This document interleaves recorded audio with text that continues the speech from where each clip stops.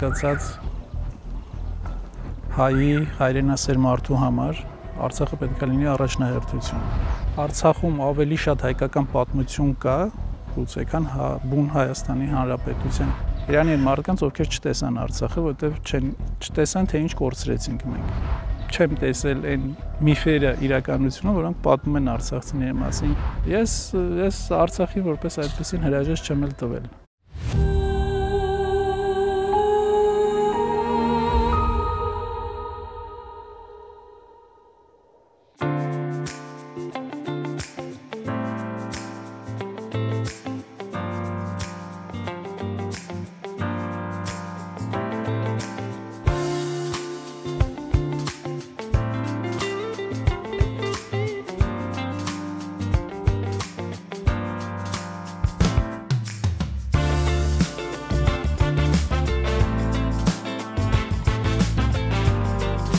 Արամ, հաճախ եք խոսում, գրում Արցախի պատմության, մարդկանց, մեր հերոսների մասին։ Ինչու է Արցախյանն այդքան հոգեհարազատ ձեզ, ինչու է այդքան կարևոր ձեզ համար։ Կարծում եմ ոչ միայն ինձ, այլ ցանկացած հայի հայրենասեր մարդու համար Արցախը պետք է լինի առաջնահերթություն, որովհետև մշակութայինից զատ, պատմությունից զատ առնվազն վերջին 30 տարում Արցախը եղել է Հայաստանի համար որպես վահան, այսինքն ռազմավարական տարածք, որը պաշտպանել է ամբողջ Հայաստանը։ Արցախ սիրելն աքսիոմա է, այսինքն ինքը իծն է մարդու մեջ, հայի մեջ ներդրված պետք է լինի, որովհետև Արցախը մեր մշակութային, դարավոր մշակույթի անկախտելի մասն է եւ Ամարասում հիմնված առաջին դպրոցից մինչև Դադիվանք, մինչև Գանձասար, այսինքն Արցախում ավելի շատ հայկական պատմություն կա, գուցե քան բուն Հայաստանի Հանրապետության։ Ես սահմանները չեմ սիրում ինչ-որ առանձնացնել Հայաստան, Արցախ, բայց կոնկրետ Արցախի հատվածում ավելի հարուստ հայկականություն կա, քան Հայաստանի շատ մասերում։ Արցախի մասին հիշելը դա պարտականություն է, դա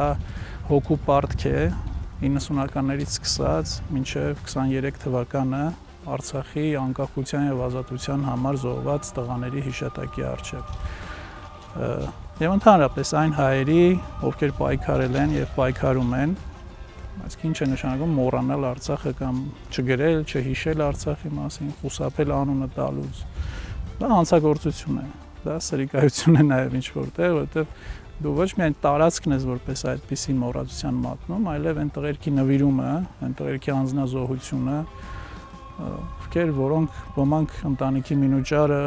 ոմանք երեխաներ թողնելով, իրենց կյանքը զոհել են, որ այդ հողը հայկական մնա եւ պաշտպանի Հայաստանը։ Դա կարևոր պետքա ընդգծում լինի ամեն ինչում, որ բացի այն, որ արցախցի, հայաստանցի հետ տարանջատում, Արցախը ինքնին ստրատեգիական գիծ էր, որը պաշտպանում էր, չգիտեմ, Ջերմուկում, Կապանում, Վարդենիսում։ Ցավոք քչերն են սա գիտակցում։ Ով գիտակցում է, գիտակցում է, ով չի գիտակցում, չի ուզում գիտակցել, ձեռնտու չի իրեն այս պահին գիտակցել։ Դա եթե բանական մարդ է, եթե կարողանում է տրամաբաների մտածել, եւ մի փոքր քարտեզից հասկանում է որտեղ ինչ, դա պետք է հասկանանք։ Եթե չի հասկանում, ուրեմն չի ուզում հասկանալ կամ ինչ-որ մտավոր խնդիրներ ունեն, որովհետև քարտեզին նայելուց ինքնի պարզ է դառնում եւ ոչ միայն քարտեզին նայելով, այլ ընդհանրապես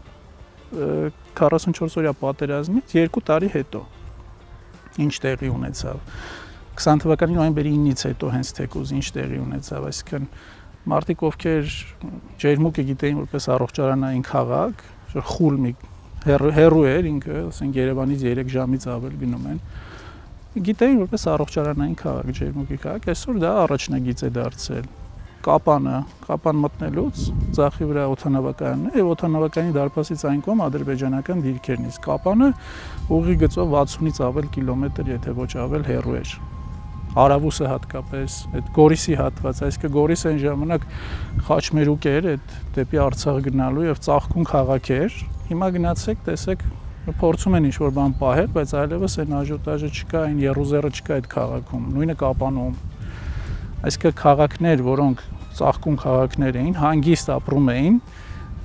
եւ դրան զուգահեռ անհանգիստ քնում էին Արցախում մարդիկ, այսօր դարձել են սահմանամերձ։ Այսօր այլևս իրենք հանգիստ չեն կարողանում քնել։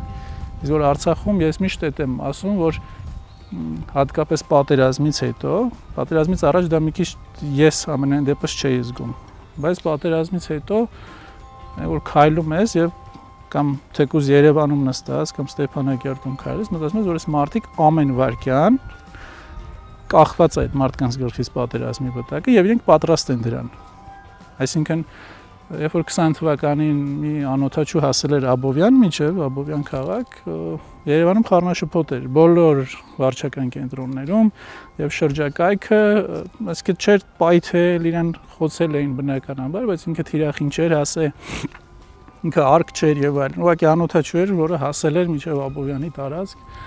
եւ խուճապ էր ամբողջ քաղաքում։ Բոլորը վախենում էին իրենց կյանքի համար, իրենց երեխաների կյանքի համար, բնական է։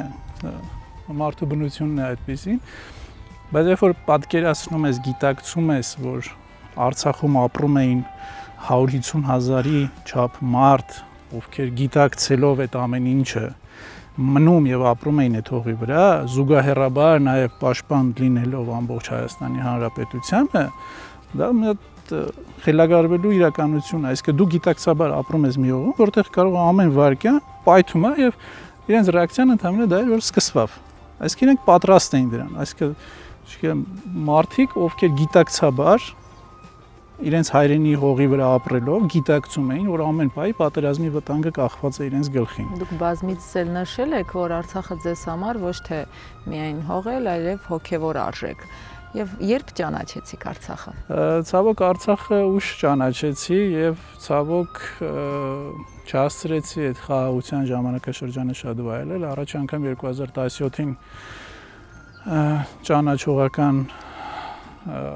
այցով եղա, ահագին պտտվեցի եւ չգիտեմ, երևի Աստծո կամոք էր կամ ես միշտ ասում եմ, որ Իրանի են մարդկանց, ովքեր չտեսան Արցախը, որտեղ չտեսան, թե ինչ կորցրեցինք մենք։ 2017-ին առաջի ու վերջի անգամ եղա Շուշիում, Ստեփանակերտ, Գանձասար, Դադիվանքով, այսինքն Վարդենիսի կողմից մտանք, Արվաճարով եւ Շուշիով դուրս եկանք։ Եվ երանելի է, որ տեսել ես, եւ շատ ցավալի է, որ գիտակցում ես, թե ինչ են կորցրել։ Եվ շատերը, ովքեր այդպես հեշտությամբ ուրանում են, ասում են, դուք չեք տեսել, չեք եղել, ձեր քաղաքից ենկոմ չեք գնացել, կամ եթե Հայաստանի ինչ-որ մի մարզներ տրվի, որը իրանցից հեռու է, իրենք երբեք չեն, նույնիսկ անտարբերություն է լինելու։ Ինչը ողբերգություն է այդ գիտակցությունը, որ այդպիսի գիտակցության մարդկանց հետ մի երկրում ես ապրում, մի օդն է շնչում, դա ցավալի է եւ մեծ հոգեկան առողջություն է պետք դրան դիմանալու համար, որ չխելագարվես այս իրողությունից, այս իրականությունից, բայց ցավոք մենք էլ մեր մասով պայքարում ենք, փորձում ենք հիշեցնել եւ այսօր այն մասշտաբի է անտարբերությունը նույն զոհված տղերքի, որ իրենց ծնողների համար մեծ մխիթարանք է, որ ինչ-որ մի գրառումով իրենց որդիներին հիշում են, չեն մոռացել 5 տարի է անցել պատերազմից, հիշում են ու դրանով են մխիթարվում իրանք։ Դա էլ է խայտառակություն իրականում։ 2020-ից հետո ավելի հաճախ սկսեցիք 2020-ից հետո, այո, 21-ի դեկտեմբերն էր, այդ ժամանակ արդեն նախաձեռնել էի առաջի տարին էր զոհված տղերքի երեխաների ամանորյա նվերներ էինք փորձում, որովհետև ինչ-որ մի բան անելու կարիք կար, բացի այն գրելը, հիշելը, ինչ-որ մի շոշափելի վերաբերմունք պետք է ցուցաբերվեր, որը նախընտրել եւ ինպես լիքը մարդիկ կային, որ մի ձև նույն կերպ մտածում էին ու փորձում էին ինչ-որ մի բանով, չգիտեմ, օգտակար լինեն, որոշեցինք այդ երեխաների հայրերի փոխարեն ինչ-որ տեղ հայ ազգի կողմից, լավ հատվածի կողմից իրենց նվերները, իրենց ուզած նվերները գնենք, որովհետև նախաձեռնություններ կար, որ փաթեթներ էին տալիս, պատրաստի, բայց ես մինչև անցած տարի եւ կարծում եմ այս տարի եւս կնախաձեռնեմ, շեշտը դրել էի, որ իրենց ցանկացած նվերները լինեն։ Եվ այդ շրջանակներում Այն ժամանակ ինձ շատ օգնեց Արցախի ներկայացուցչությունը, Արցախի երեխաների, տվյալների, նամակները համակարգելու ես միայն գումարը փոխանցում էինք, դրամահավաք էինք արել, այդ ոչ անտարբեր մարդկանց միջոցներով փորձում էինք այդ նվերները գնել, հասցնել, եւ Արցախի ներկայացուցչությունը բավական օգնեց, կազմակերպեցինք այդ ամենը եւ դա 21 թվականի արդեն դեկտեմբերն էր, Շուշանի հետ Պետրոսյան գնացինք, ինքը համերգ ուներ, ես երեխաների նվերների մի մասով, մի մասը արդեն ներկայացուցչությունը հասցրել էր, հետո արդեն վերջին անգամ 22 թվականի նոյեմբերն էր, ռեպորտաժների էի գալիս բարբերաբար զոհվածների պատմությունների հետևից, նոյեմբերին վերադարձավ, դեկտեմբերին արդեն ճանապարհը փակվեց, այդպես մնացինք Արցախ գնալուն կարոտ։ Մի նկար կա, ես միշտ այնքան տաք հուշեր այնք արթնացնում, ուղղակի այդպես չեմ կիսվում երբեք այդ մասին։ Google Earth-ից մի նկար է, ինչ որ մի զբոսաշրջիկ է, ամառ եղանակ է եւ հեծանիվով գնում է Բերձորի, Գորիս Բերձոր այդ հատվածն է, որ նայում ես այդ նկարին անկախ քեզանից այնքան անհոգ ժամանակի մասին հիշողություն, այսինքն տուրիստ, ով ինչ-որ մի երկրի քաղաքացի է, կամ գուցե հայ է, չգիտեմ իրականում, բայց տուրիստի են։ Այսինքն հեծանիվը վերցրել է եւ գնում է Արցախ։ Այսինքն այնքան խաղաղ ժամանակների մասին հուշ ու հիշողությունը այդ նկարն արտնասնում, որ այն ժամանակ երբևէ չէի պատկերացնում, որ դրան անգամ կարոտ կմնա։ Ուղղակի վերցնես, մարդիկը մի հնդիկ էր պատմում, որ ինքը գիշերակացերով, ավտոստոպերով գնացել է Արցախը ամբողջ պտտվել է եւ հետ է եկել անվտանգ։ Այսինքն այն ժամանակ այդ գիտակցումը չկար, որ սա ամենալավ ժամանակն է եւ պետք է վայելել այդ ժամանակը, որտեղ հետո ուղղակի հերվից նայելուն անգամ կարոտ կմնանք։ Իսկ ի՞նչն էր ամենաշատը հուզում Արցախում։ Արցախը միշտ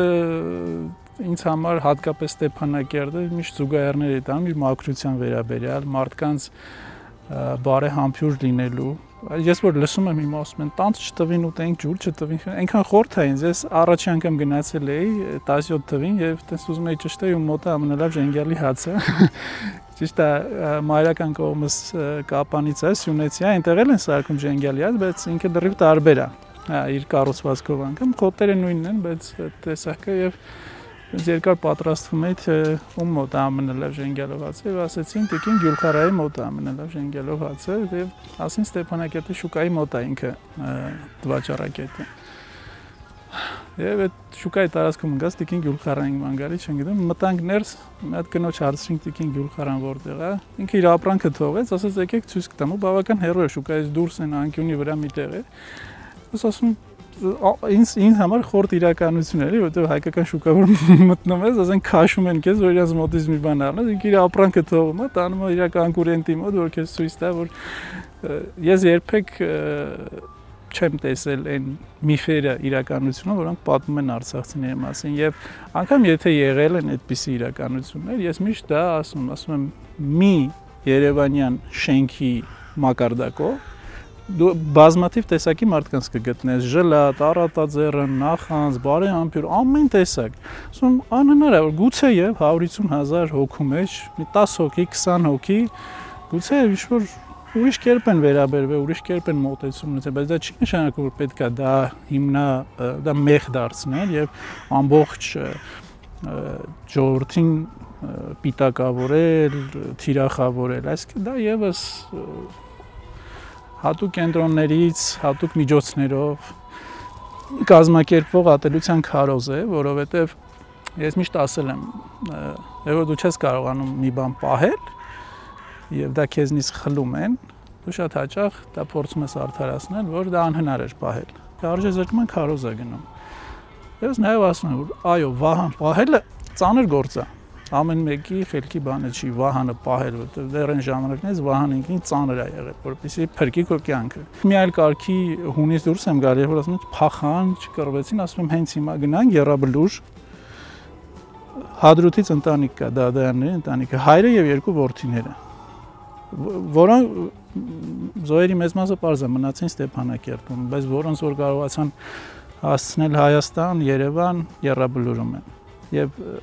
ստիպում են իջնել, մտնել այդ դիսկուսի մեջ եւ այդ թվերի հարաբերակցությունը ամեն ինչ ասում է զոհերի քանակով, որքան զոհ որտեղից, որքան զոհ որտեղից եւ այդ հարաբերակցությամբ ամենևին այն տպավորությունը չի, որ Արցախին փախել է եւ չի կռվել։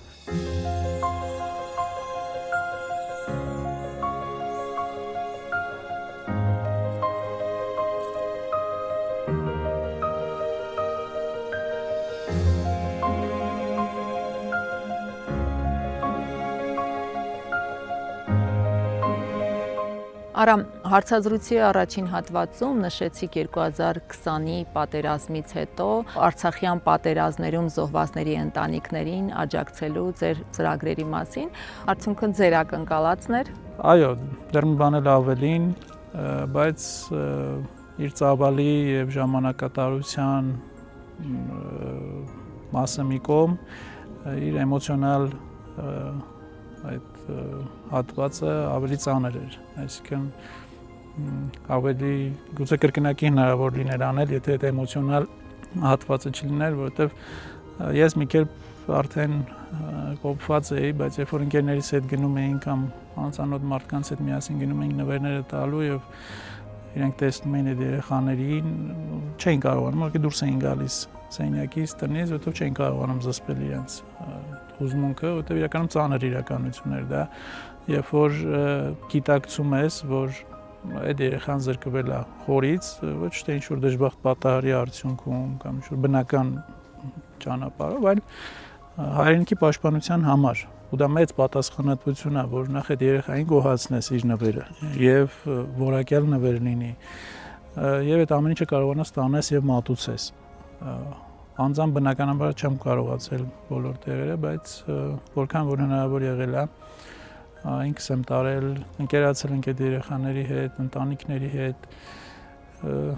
եւ տենց ցավոք 23 թվականից հետո արդեն դա զուգորդվեց նաև արդեն Արցախից տեղահանված զոհվածների ընտանիքների, նաև կենցաղային խնդիրների հետ կապված, որտեղ այդ սեպտեմբեր-օկտեմբեր ամիսներին էլի փորձեցինք մի ձև, այսինքն բացի ինչ-որ բողոքելուց եւ դժգոհելուց փորձում ենք ինչ-որ մի լուծում տալ գոնե ինչ-որ մեր ուժերի ներածին չափով։ Այդ ժամանակ էլ բազմաթիվ ընտանիքների 6 ամսով տես վարձերը տալիս ենք, որտեղ 6 ամսից պակաս չէինք ընկնում պայմանագիր մեր վարձով տուն տվողները եւ կանխավճարել էին ուզում +1 ամսվա եւ գիտեք եւ ծանոթ եք ինչ գներ էին Երևանում, Չարբախում հանրակացարանի 2 սենյակը $270,000 դոլարը կտային, դրամ էին տալիս զոհվածի ընտանիքին։ Կազմակերպեցինք Փառք Աստծո շրջապատ ընկերներ ունենք, ուղարկեցին ամեն ամիս 6 ամիս մնացին այդ մարդիկ, մինչև հասկացան, մինչև շոկից փորձեցին դուրս գալ, աշխատանք գտնել, բայց նաև երեխաների նվերները նաև այդ ընթացքում կարողացան կազմակերպել։ Մի խոսքով անհատների միջոցով փորձում ենք այդ անարդարությունը մի փոքր շտկել, իհարկե շատ քիչ տոկոսն է հաջողվում, բայց ինչքան էլ որ հաջողվում է, գոնե էլի մեզ անպետք անպիտան չենք զգում, այսինքն վիրտուալ իրականությունից դուրս փորձում ենք ինչ-որ մի հարց լուծել, մի խնդիր լուծել, այսինքն տեսանելի լուծում տալ։ Ինչ է կարծում, շարունակական կլինի։ Դե, շարունակական ասածը դա ամենօրյա է դարձել, որովհետև օր չի լինում, որ ինչ-որ խնդրանքով նամակ չեմ ստանում Արցախից տեղահանված, հատկապես հիմա այս աջակցությունները կտրելուց հետո մարդիկ անելանելի վիճակում են, ոմանց կարողանում եմ, ոմանց ներողություն եմ խնդրում, բայց չեմ կարողանում, որովհետև այլ եմ ասում, այդ ամբողջ ֆինանսական իմ միջոցները չէ, եթե իմ միջոցներն էր մեծ սիրով, բայց նաև գիտակցում ենք, որ ամեն օր անհնար է այդ հարթակներում գումար հավաքել, որտեղ ինչքան շատ է լինում այդ հավաքելու պահանջը, այնքան գնալով քչանում է նվիրատուների քանակը, դրա համար մի մասին ներողություն եմ խնդրում, որ չեմ կարողանում օգնել, մի մասին ներքին կարգով փորձում եմ առանց հանրայնացնելու, ինչ-որ գումար ներգրավելու, ընկերների միջոցով ինչ-որ լուծում տանք, չգիտեմ, տեխնիկա է լինում, տան վարձ է լինում, հիմա արդեն ստիպված միայն զոհված տղերքի ընտանիքներին եմ փորձում միշտ եմ ասում, որ փորձում եմ, բայց անգամ չեմ կարողանում ամբողջովին բավարարել այդ պահանջները։ Մեր տղաների մասին անընդհատ խոսելով, գրելով հնարավոր է ինչ-որ բան փոխել հասարակության գիտակցության մեջ։ Ես կարծում եմ, որ փոխվող մարդը արդեն փոխված պետք է լինի, գիտակից մարդը գիտակից եղել եւ մնում է։ Դա ավելի շուտ մեզ մարդ պահելու համար է արվում, այսինքն չի գրվում ինչ-որ խնդիր լուծելու համար։ Այսինքն երբ որ դու հիշում ես, հիշողություն ունես, որ դու մարդ ես, պետք է քանի պետական մակարդակով դա բացակայում է, իսկ դա բացակայում է, այսինքն հերոսական պատմությունները գրեթե մոռացության են մատնված։ Տղերքի մասին խոսելով զուտ մեր հոգու պարտքն է, մեր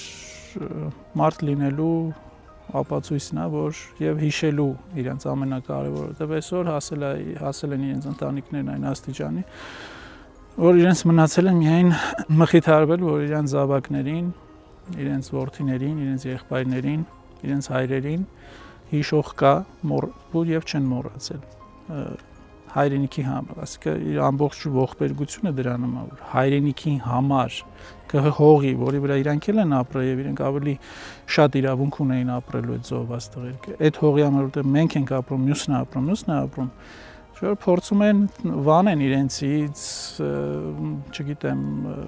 չհիշեն, քիչ խոսեն եւ այլն։ Այսինքն ոչ մի բան չեն պահանջում, չէ՞, տղերքի հիշատակը իրենց հիշել, ոչ մի բան։ Ոչ հաց են ուզում, ոչ ջուր են ուզում, ոչ մի բան։ Պարզապես պետքա գրես իրենց մասին, խոսես իրենց մասին, չգիտեմ, ինչ որ եթե հնարավորություն ունես, աջակցես իրենց ընտանիքներին, ովքեր դժվարության մեջ են, ասում եմ, հատկապես Արցախից տեղահանված, որոնք համ շիրիմներն են մնացել այնտեղ, այսինքն մարդիկ անգամ իրենց սուկը սկալու տեղ չունեն։ Դա կողքից, որ ասում են, դե չեն պատկերացնում, չեն գիտակցում այդ ողբերգության մակարդակը, էլի, ասենք դու քո հարազատի մոտ գնալու, քո ամուսնու, քո որդու մոտ, մինուճար որդու մոտ գնալու հնարավորություն չունես, că մարմինը մնացել է գերի։ Դե ապրի այդ իրականությունը։ Որովհետեւ մի 5 րոպե, 10 րոպե գիտակցում ես եւ քո վրա ես վերցնում դա, դժվար է գիտակցել, բայց երբ որ գիտակցում ես, խելագարվում ես ուղղակի։ Իսկ ում անցած ճանապարհն է, ասենք, փոխել ձեր վերաբերմունքը կյանքի, մարդկանց, հայրենիքի նկատմամբ։ Ամեն մեկի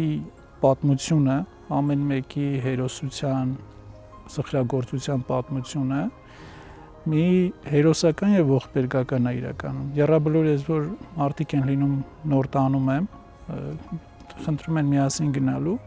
ամեն մի զինվորի պատմությունը մի առանձին հերոսություն ու մի առանձին ողբերգություն է։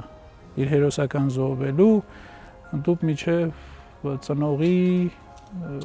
գնալ, գտնել, որոնել, այդ ամեն քաշքշուկի մեջ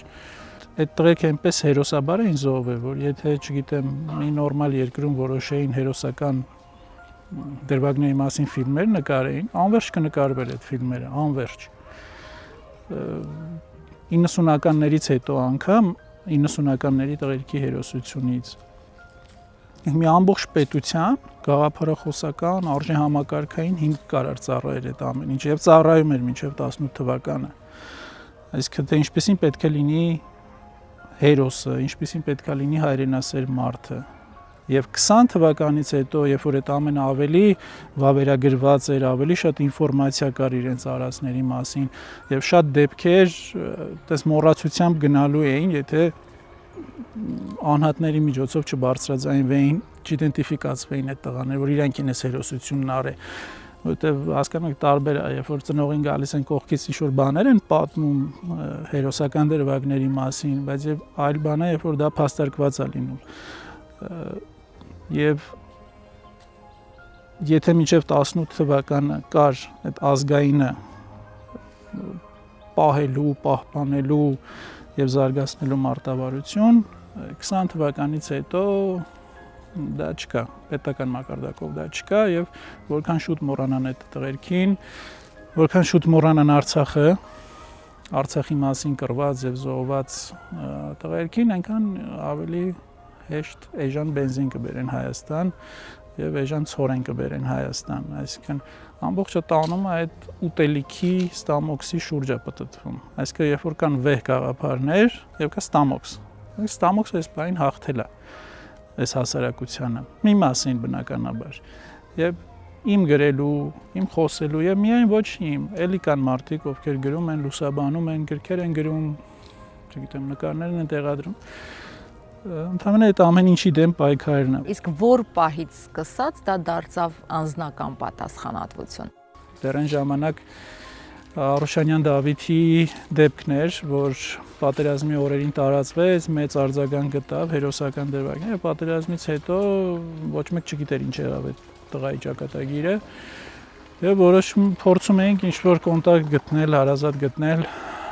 ով կպատմի, կմեկնաբանի այդ ամեն ինչը եւ չէինք գտնում։